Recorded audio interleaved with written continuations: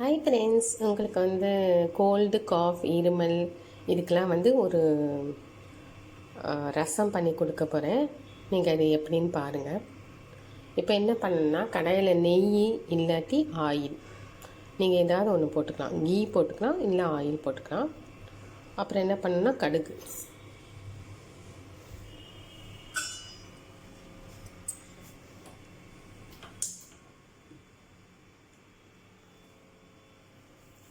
இது கடுகு போட்டுக்கணும். நெய்யோ இல்லை ஆயிலோ போட்டு நல்லா கடுகு நல்லா வெடித்தோன்னே அதுக்கப்புறம் என்ன பண்ணணும்னா, நல்லா வெடித்து வச்சுக்கோங்க.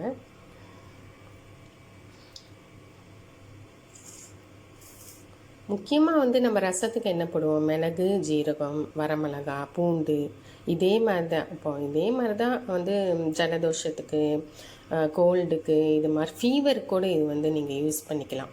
இந்த ரசம் அப்படியே கூட நீங்கள் சூப்பு மாதிரி கூட குடிக்கலாம். இது கடுகு வெடிச்சிருச்சு.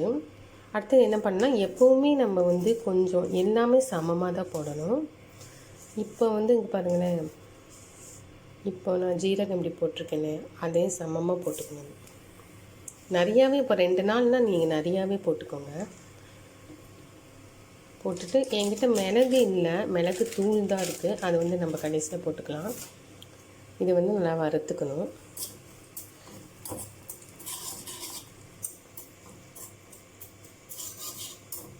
இப்போது மிளகு இருந்துச்சுன்னா நம்ம ஆயிலே போட்டு நம்ம வறுத்துக்கலாம். ஆனால் மிளகு தூளுன்னு சொன்னும் போது நம்ம லாஸ்ட்டில் நம்ம அதை வறுத்துக்கலாம். இப்போ ஜீரகம் ஆயிடுச்சு.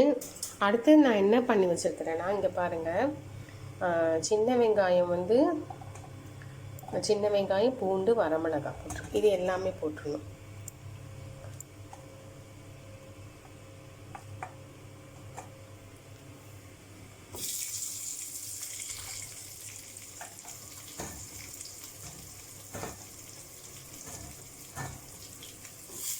எல்லாமே சமமாக தான் போடணும்.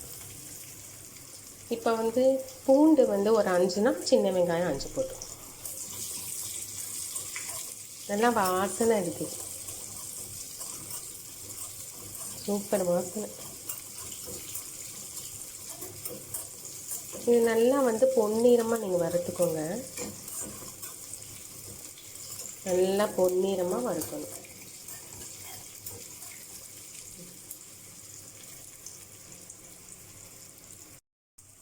அடுத்தது பாருங்கள், வரமிளகாய் போட்டிருக்கேன், சிகப்பு மிளகாய் அடுத்தது போட்டுக்கணும். இது கொஞ்சம் வறுத்துக்கணும், நல்லா வறுத்துக்கு.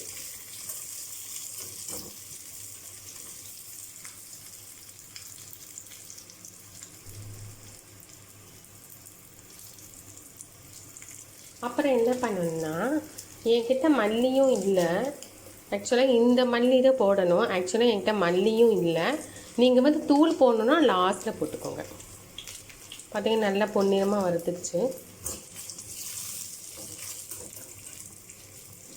இது என்ன பண்ணணும்னா, கொஞ்சம் 1 ஸ்பூன் போட்டுக்கோங்க மல்லி. இது மல்லி போட்டுக்கோங்க. அடுத்தது மிளகுத்தூள். மிளகு இருந்தால் மிளகு அப்போவே நீங்கள் வறுக்கணும். பொடியாக இருக்கிறத கொஞ்சம் ஜாஸ்தியாக போட்டுக்கணும், 2 ஸ்பூன் போட்டுக்கணும். அப்புறம் இது பெருங்காயத்தூள். இதெல்லாம் காஃபுக்கு, இருமலுக்கு, இதெல்லாம் ரொம்ப சூப்பராக இருக்கும், நல்லா வேலை செய்யும். நம்ம எதுக்கு நம்ம பெருங்காயத்தூள் போடுறோம்னா, வாயுவுக்கு ரொம்ப நல்லது. இந்த உடம்பு வலிலாம் இருக்கும்ல, அதுக்கெலாம் ரொம்ப நல்லது. ஏன்னா இது என்ன பண்ணால், ஆற வச்சு மிக்சியில் போட்டுருங்க. இல்லாட்டி நீங்கள் கல்லில் கூட இடித்து போட்டுக்கலாம்.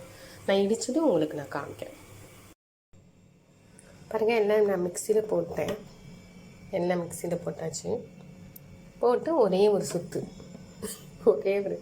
சுற்றுனீங்கன்னா மசாலா ஆகிடும். இப்போ கடாய் வச்சாச்சு. கடாய் வச்சு என்ன பண்ணணுன்னா, கொஞ்சம் நெய் ஊற்றிக்கோங்க, ஒரு 2 ஸ்பூன் ஊற்றிக்கோங்க.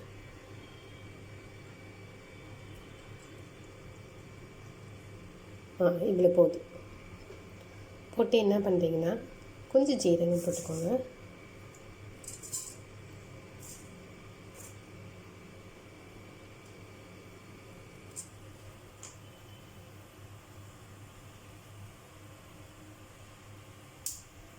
வெட்டிக்கிங்க தந்தையை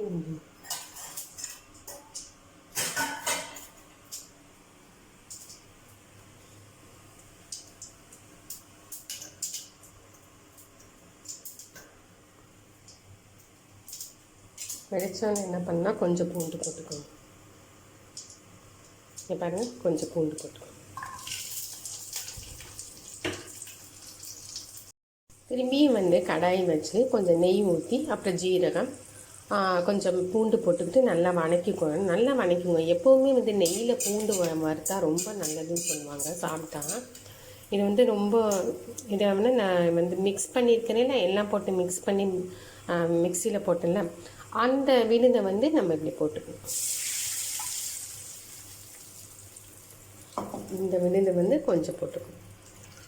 சூப்பாக இருக்கவள கொஞ்சம் தண்ணி, நல்லாவே தண்ணி ஊற்றலாம், ஆனால் ரொம்ப தண்ணி ஊற்றிடாதீங்க. கொஞ்சம் உப்பு, சால்ட்டு, தேவையான அளவு சால்ட்டு போட்டுக்கோங்க.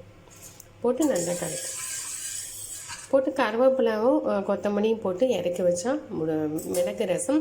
இது வந்து காய்ச்சலுக்கு, இருமலுக்கு, அப்புறம் வந்து சளிக்கு, இது மூணுமே வந்து அப்படியே வேணால் குடிக்கலாம். அப்படி இன்னும் ஒரு டம்ளர் கூட தண்ணி ஊற்றி சூப்பாகவும் குடிக்கலாம்.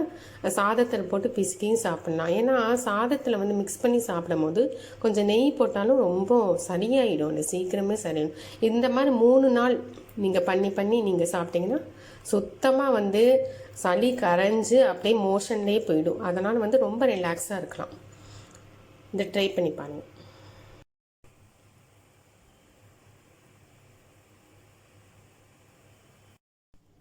தயாராகிடுச்சு. மிளகு ரசம் தயாராகிடுச்சு பாருங்கள். சூடாக இருக்குது. இதில் ஒரு டம்ளரில் போட்டு நீங்கள் சூடாக குடிங்க. சூடாக குடிச்சிங்கன்னா சளி அப்படியே வந்துடும். ஆக்சுவலாக ஃபீவர் இருந்தாலும் அது கம்மியாகிட்டே வரும். அதே மாதிரி தொண்டை வலி இருக்கிறவங்க வந்து ரொம்ப வந்து இது குடிக்க வேண்டாம். ஏன்னா மிளகு, வரமிளகாய் எல்லாமே போட்டிருக்காங்கன்னா தொண்டை வலி இருக்கிறவங்க வந்து இது அதிகமாக குடிக்க வேண்டாம். சளிக்கு, இருமலுக்கு இது வந்து நல்ல ட்ரீட்மெண்ட். இது குடிங்க. பிடிச்சிருந்துச்சுன்னா லைக் பண்ணுங்கள். தேங்க்யூ. இது மூடி வச்சிடணும்.